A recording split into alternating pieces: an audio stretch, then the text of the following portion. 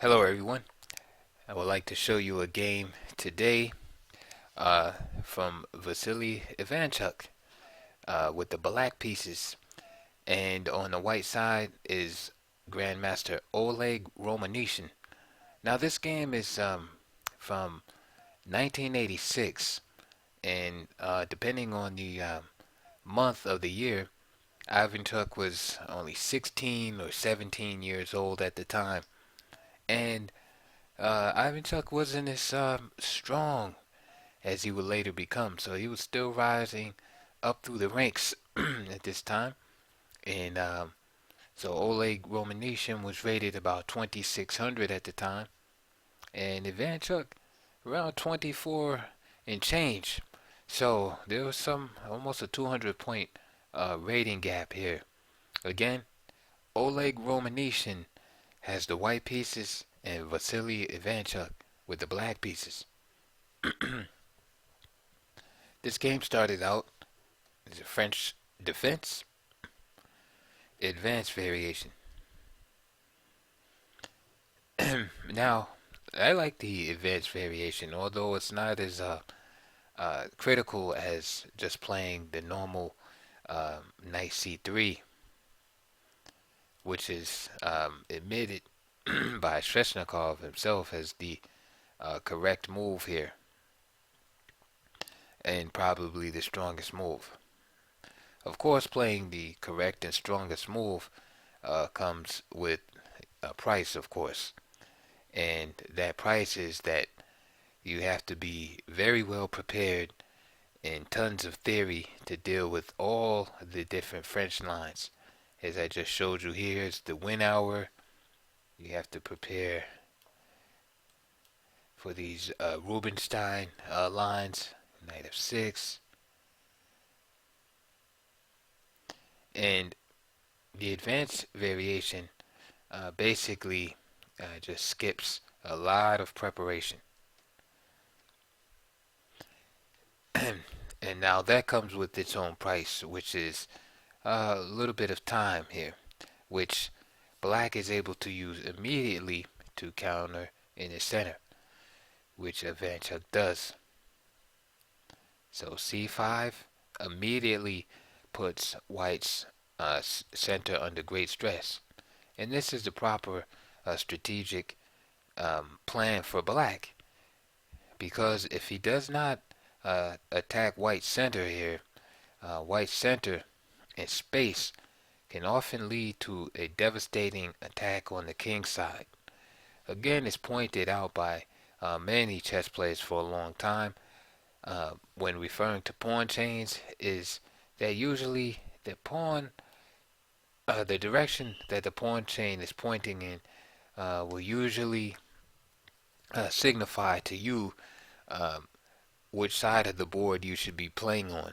So here you can see white's pawn chain from b2 going to e5 and pointing toward the king side. And you can also see that is where white holds the more space, and therefore that is the direction that white generally should steer his game. And of course this is just a generalization, but it's good in most cases. And if you look at the black side, we can even flip the board if you would like. And we see the direction of black's pawn chain. And black's pawn chain is primarily pointing toward the queen side. Okay, and that indicates where black should be seeking his play for the game. Again, these are generalizations. Of course, the center, if stabilized for white, is a tremendous advantage, as it restricts black's pieces from developing comfortably and leads to a somewhat cramped position for black. And this argument sometimes justifies the white player's use of an extra tempi in playing the move e5, in that often for black to be able to develop, he must move pieces several times, and thus giving back the uh, tempi that he has gained. So Ivanchuk played knight c6, knight f3 from Romanishin, and bishop d7 from Ivanchuk. Also common is queen b6, putting more pressure on the center.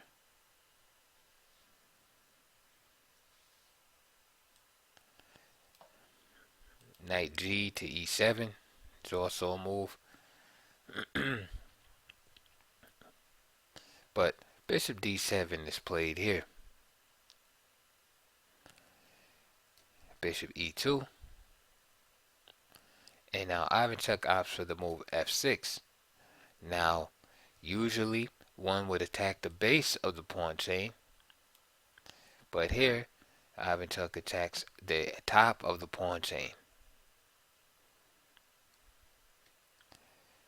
Castles, f takes e5, and knight takes e5.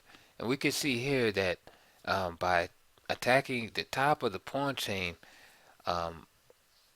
Black has weakened his king side and must be very careful. For instance, even in this position,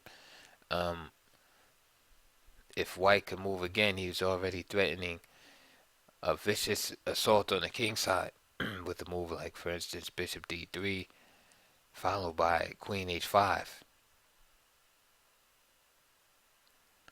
Another idea is f4, say bishop e3, d takes c5, bishop d3. Again, the same idea, viciously assaulting the king side. This is why Ivanchuk plays knight takes e5.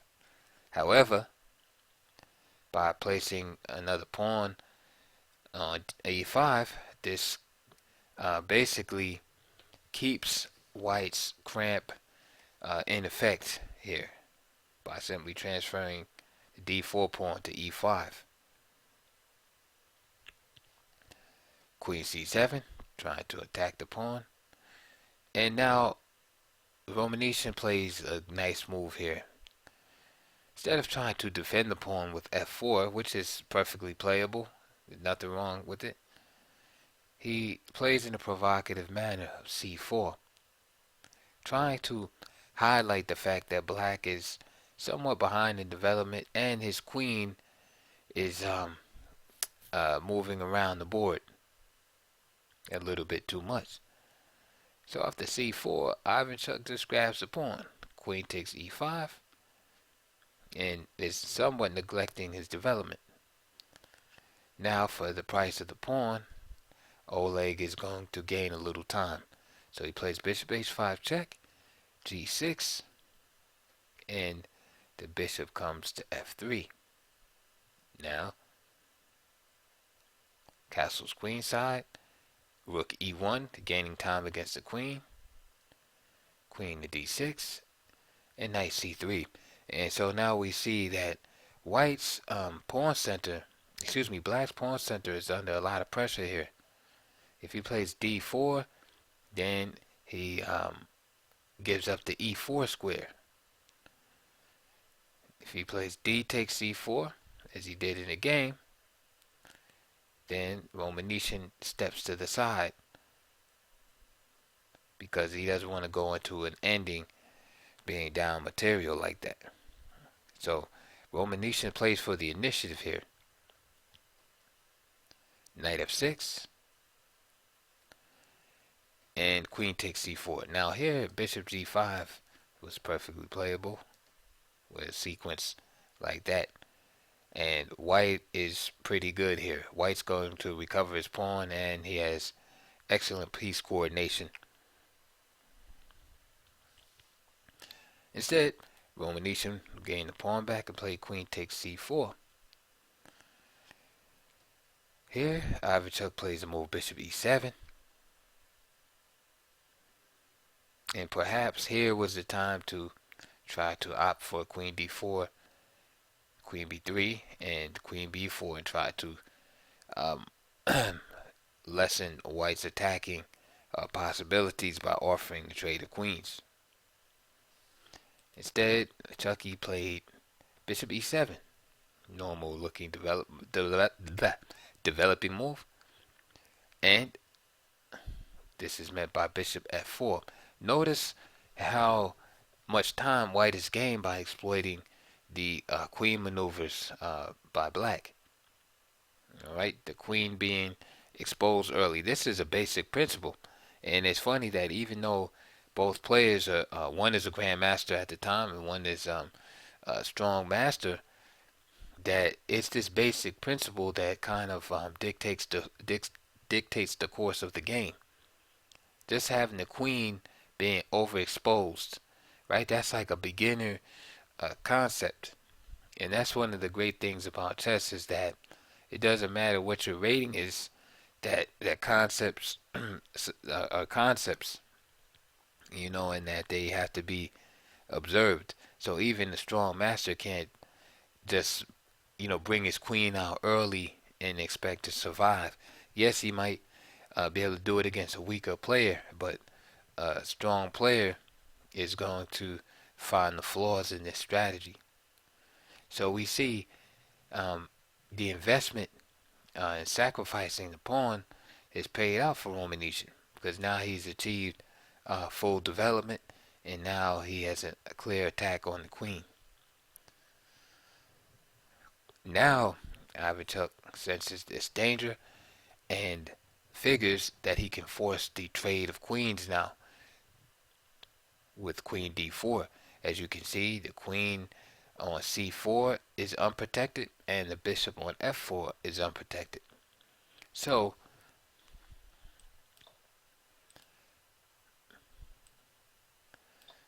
this is the sequence that Ivanchuk was possibly relying on.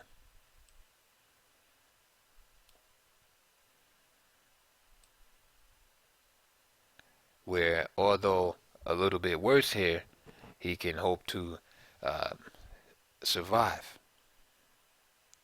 However, after queen d4, Romanishin made a powerful move. Knight b5. All of a sudden, mate is in the air. After queen takes c4, for example, then just knight takes a7 would be checkmate.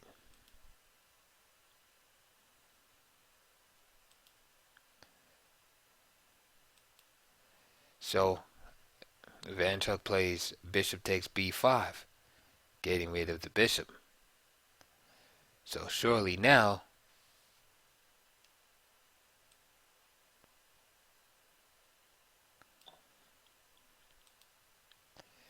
even after queen takes b5 here, white is still winning because of this threat here on b7. However, Romanishin made a stronger move than that. He simply played bishop takes b7 check. And Ivanchuk resigned. The reason why is because after bishop takes b7, king takes b7, queen takes b5, it doesn't matter if the black king goes to a8 or c8, it's going to be mate on c6. So king c8, queen c6 check, and that's mate. And if a8, queen c6, mate. So the young Ivanchuk resigned, and good game by Romanishin. But that goes to show you that even the great players have to go through their ups and downs before they reach that mountaintop. And here's a young Ivanchuk at probably 16, 17 years old, losing in a miniature to a strong, experienced grandmaster.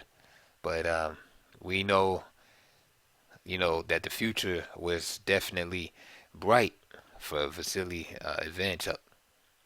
Alright, so that is it for that. I'm going to be doing a couple of more videos this evening. So hang in there. And please like and subscribe. And if this video has been a blessing to you, please donate. Thank you very much, and I'll see you soon.